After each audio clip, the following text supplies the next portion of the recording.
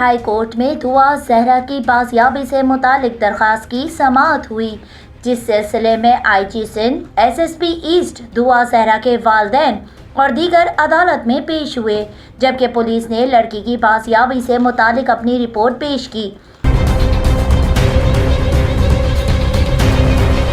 عدالت نے دعا زہرا کو 30 مئی کو پیش کرنے کا حکم دیا اور اس سلسلے میں پولیس قانون نافذ کرنے والے اداروں کو تمام ممکنہ اقدامات کرنے کا حکم دیا۔ عدالت نے سیکرٹری داخلہ کو تمام صوبوں کی پولیس کو ہدایت جاری کرنے کا حکم دیتے ہوئے کہا کہ تمام صوبوں کی پولیس کو دعا زہرا کی بازیابی کے لیے اقدامات کریں۔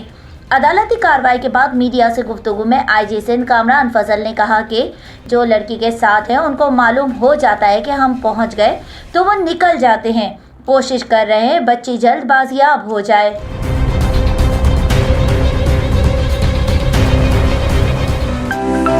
To watch more videos, please subscribe to our YouTube channel and click the bell icon.